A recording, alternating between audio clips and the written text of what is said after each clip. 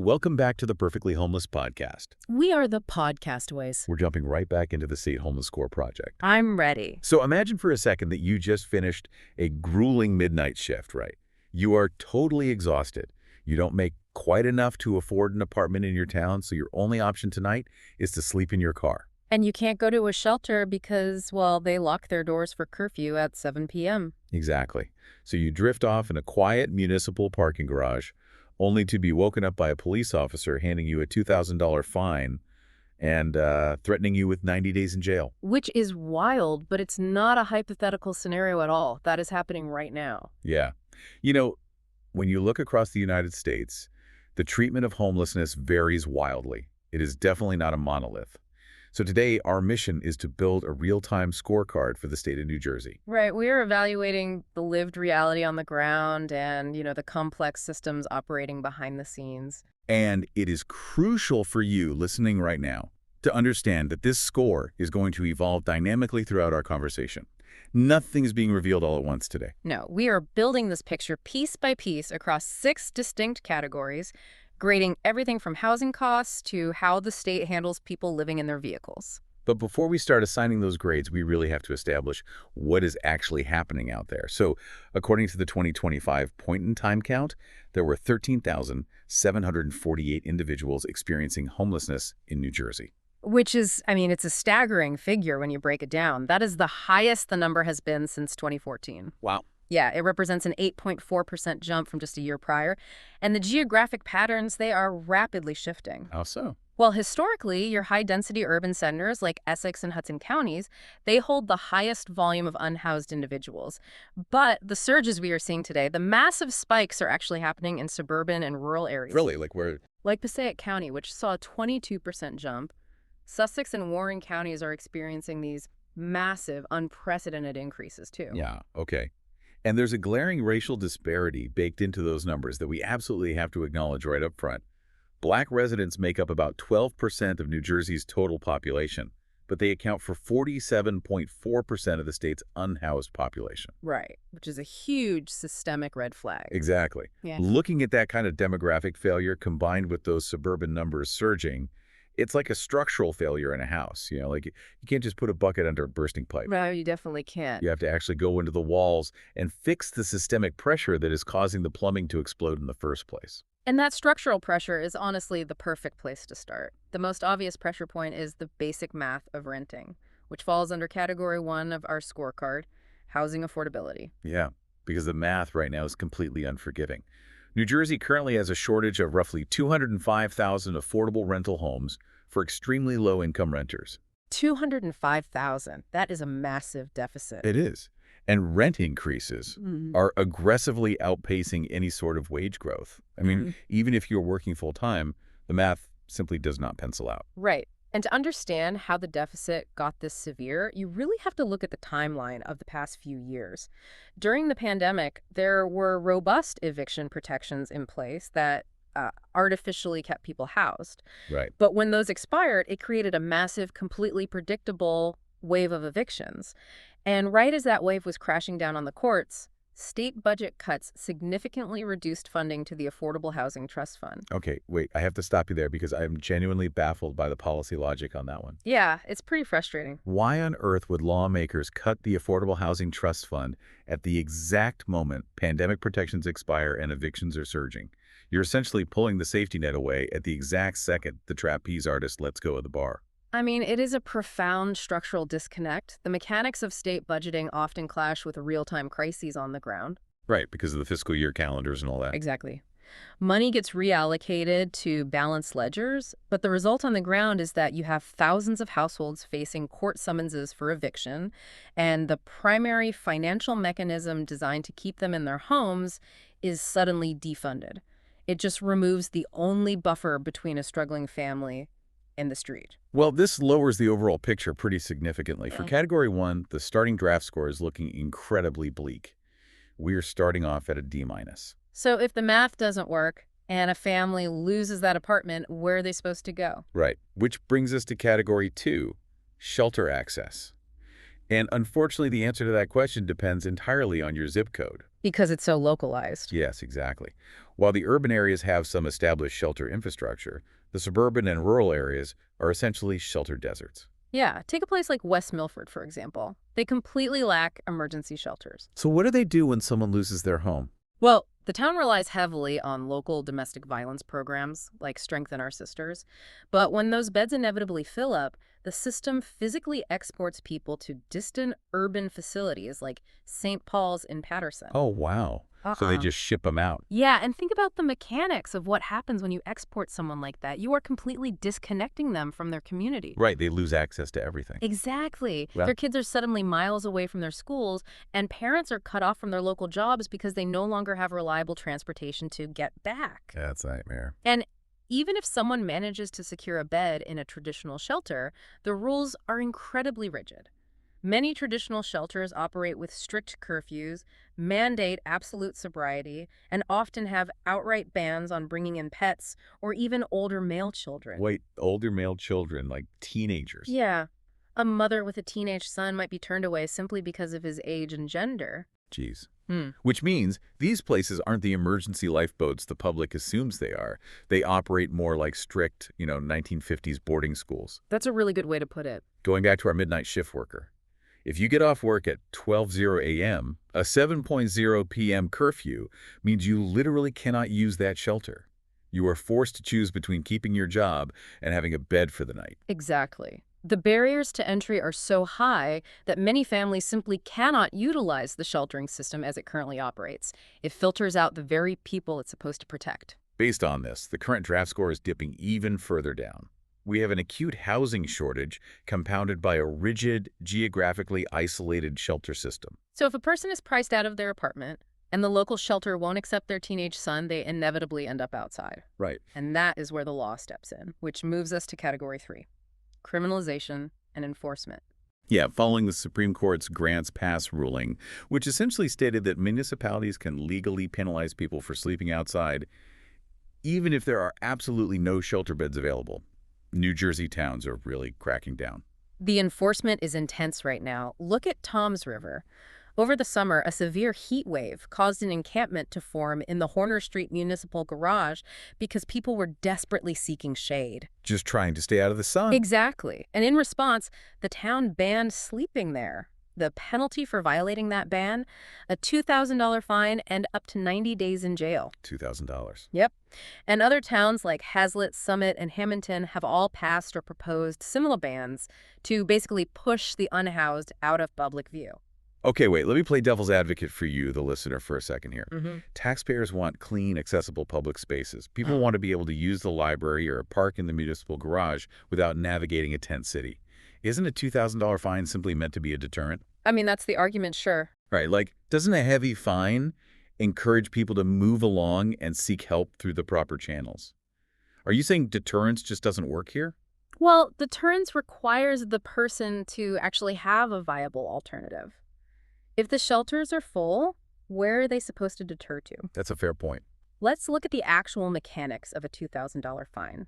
A person sleeping in a parking garage obviously cannot pay that fine. Obviously not. Because they can't pay it, it eventually turns into a bench warrant. That warrant leads to an arrest, which generates a criminal record. Oh, I see where this is going. Right. Now, fast forward 6 months. That person finally gets a housing voucher and applies for an apartment.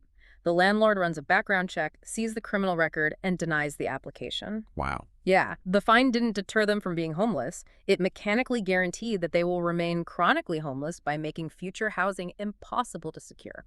That is just a brutal cycle. But there is some pushback happening too, right? Yes, to impartially report on the political landscape here, there is a counter-effort at the state level. State Senator Timberlake has proposed the Homeless Bill of Rights Senate Bill 2658. And what would that do? If passed, it would explicitly protect the right of the unhoused to move freely in public spaces and prohibit employment discrimination based on someone's housing status. Well, this shifts the score drastically downward for now.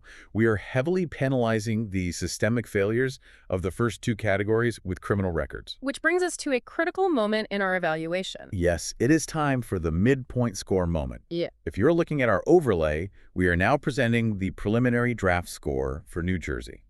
And we really need to emphasize heavily to you, the listener, that this is the graph score. Exactly. It is currently sitting at an abysmal D. But this is not the final score. We still have 3 categories left to evaluate: vehicles, outreach, and pathways. And these remaining metrics might significantly rescue or completely ruin the final result. So let's follow the logical progression of someone navigating this system. If sleeping on a park bench gets you a criminal record and the shelter won't take you, you retreat to the only private space you have left. Which brings us to category 4, vehicle dwelling friendliness. Exactly. And thinking about it that way completely shifts how we should view this. A car isn't just a vehicle for transportation anymore. Right, for these families, it is a mobile survival pod. It is literally their very last remaining asset, acting as a steel tent. It protects their vital documents, their pets, and their physical safety from the elements and from the law. That is exactly what it is. It's a pure survival strategy. But New Jersey is incredibly hostile to vehicle dwelling. How so? Well, the Turnpike service plazas strictly limit parking to just 2 hours. Scenic overlooks on highways like I-78 and I-80 have banned overnight parking entirely. Wow, they really close off all the options. Yeah, municipalities ticket heavily to prevent anyone from establishing vehicle residency in their town. But because of this intense hostility, a fascinating legal loophole has actually emerged. Oh, I love a good loophole. What is it? Churches, such as Trinity United Methodist Church in Hackettstown, working through the Pathway Bridges program, they are creating safe parking programs. Wait, how does that work? If a town bans sleeping in cars, how does a church just bypass the local zoning laws? It comes down to the mechanics of federal law. These churches utilize federal religious land use protections. Okay. Because offering sanctuary and aiding the poor is recognized as a core religious tenet, local municipalities legally cannot prohibit churches from using their own parking lots for this purpose without violating the First Amendment. Oh, that is brilliant. Right. The federal protection completely overrides the local municipal zoning bans. So these churches are able to offer their parking lots as safe havens, providing sanitation, security, and a place to park that mobile survival pod without fear of a midnight police knock. Wow. Well, this raises the overall picture. We are absolutely rewarding the state's ecosystem for these religious and community loopholes that provide a desperately needed safe harbor when the local government turns hostile. But there is a practical problem here, too. If people are spread out, hiding in these mobile survival pods in church parking lots across random rural counties, how does the state even find them to offer help? Good point. And that leads us to category 5, outreach and social services. Because you can't help someone you can't find. Exactly. But the reality on the ground here is surprisingly strong. New Jersey has actually built a robust safety net framework. Right. NJ 211 serves as a 24/7 hotline and acts as the central hub for code blue warming centers whenever temperatures drop to freezing. Which is life-saving, literally. Yeah. And beyond the hotline, the state's Office of Homelessness Prevention, the OHP, runs specific rural and suburban street outreach programs. They deploy mobile case managers directly into the field to find these hidden populations, offering no barrier assistance right where they are. And what is truly fascinating is how this safety net intersects with the education system through a federal law called the McKinney-Vento Act. Right, I've heard of that. Under this legislation, schools are federally mandated to provide transportation for unhoused students to their school of origin. Okay, let's break down how that works in practice. So, if a family was living in an apartment in one county, got evicted, and is now forced to sleep in their car in a church parking lot 2 counties over, that child's original school district is still legally required to arrange and pay for transportation to bring that child back to their original classroom every single day. See, that exposes this massive, hidden systemic cost. Housing instability is quietly draining local public school transportation budgets. Oh, completely. Because the state isn't providing enough affordable housing on the front end, the financial burden of managing this crisis gets shifted directly onto the local education system, which now has to fund these elaborate long-distance cross-county bus routes just to keep a kid in math class. It perfectly illustrates how a failure in housing policy instantly transforms into an educational expense. Everything is connected. It really is. But despite the massive cost to the districts, the safety net is actually functioning. It keeps those children in their schools, and it ensures mobile outreach workers are actually reaching families hiding in their cars. Well, this raises the overall picture. The state is providing strong, systemic safety nets despite the severe geographical and financial challenges. But, outreach workers and hotlines are ultimately just a bridge. The real question is, where does that bridge actually lead? Right, which brings us to our final metric, Category 6, pathways to permanent housing. Exactly. And the state actually offers solid, well-funded exit strategies once someone is in the system. The primary mechanism is the HPRP2 program. Which stands for the Homelessness Prevention and Rapid Rehousing Program. Right. And the way it works is that it provides rapid rehousing funds for up to 90 days alongside dedicated case management. So it's not just a check, it's actual support. Yes, it is designed to act as a fast-acting springboard to help people transition from a car or a temporary shelter back into a permanent apartment. And perhaps more importantly, the systemic context includes highly targeted initiatives like the DISH program, which stands for Document Assistance and Support for Housing. That one is crucial. It really is. DISH specifically targets one of the most maddening bureaucratic barriers in the entire system, which is securing lost identification documents. Because things get lost so easily out there. Exactly. When you are living on the street or bouncing between shelters, it is incredibly easy to lose your birth certificate, your state ID, or your social security card. And without those specific documents, you literally cannot utilize state housing vouchers, even if you are awarded one. That is the ultimate catch-22 of homelessness. You cannot get an apartment without a government ID, and it is incredibly difficult to get a government ID without a permanent mailing address. Exactly. The fact that New Jersey recognized this specific mechanical failure and created a dedicated program just to break that bureaucratic loop is huge. It demonstrates a deep understanding of the actual lived mechanics of exiting homelessness. It proves that solving the crisis isn't just about throwing voucher money at rent, It is about untangling the microscopic red tape that keeps people trapped on the street. Absolutely. Well, this shifts the score for our final dynamic adjustment.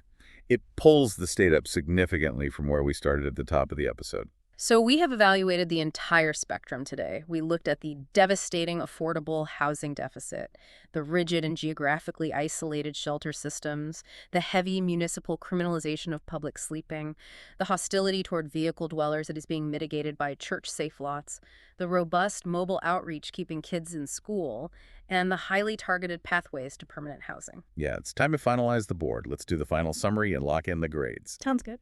For New Jersey's major strengths, we are looking at highly innovative state-level programs from the Office of Homelessness Prevention, the brilliant use of federal religious safe parking loopholes by local communities, and strong McKinney-Vento school support keeping unhoused kids in their classrooms despite the logistical nightmare. But the major weaknesses are absolutely glaring. A massive 205,000 unit affordable housing deficit and severe punitive municipal criminalization in this post-grants pass era. Let's assign the final letter grades to the 6 categories. Housing affordability gets an F, shelter access gets a D, criminalization and enforcement gets an F, vehicle. Dwelling friendliness comes in at a C, outreach and social services gets a B, and pathways to permanent housing get to B+. The tension here is just undeniable. You have local municipalities acting actively hostile to the unhoused, while state-level agencies and local religious institutions are basically working overtime to save them. Which brings us to the reveal. The final perfectly homeless state score for New Jersey is a C-. And to put that in a concise explanation for you, New Jersey earns a C- because its robust, innovative state-level safety nets and outreach programs are effectively acting as life support, barely offsetting a devastating affordable housing deficit and deeply punitive local criminalization. The state is essentially fighting a war against its own housing market and its own towns. It really is. Which leaves you with a final provocative thought to mull over. What happens when local municipal bans on sleeping outside, like that $2,000 fine in Toms River, directly collide with state-level civil rights legislation, like Senator Timberlake's proposed Homeless Bill of Rights? Yeah, what gives? If the state passes a law guaranteeing the right to move freely in public spaces, will New Jersey eventually have to sue its own towns to stop them from jailing the unhoused? The collision is definitely coming. That's the perfectly homeless state score for New Jersey. We understand this is a lot to listen to, but we are about halfway through the Scorecard project, and we really do appreciate your time. Thank you. This is a 50-state journey through how America actually treats people without housing, and every state tells a different story. If you'd like to support the project, visit the Perfectly Homeless Etsy store and pick up a PH hoodie. Every purchase helps fund future episodes and keeps these stories in front of the public. Wear the logo. Start a conversation. Because homelessness isn't someone else's problem anymore. It's happening in every state, every city, and more neighborhoods than most people realize. Until next time, stay safe, stay informed, and we'll see you in the next state.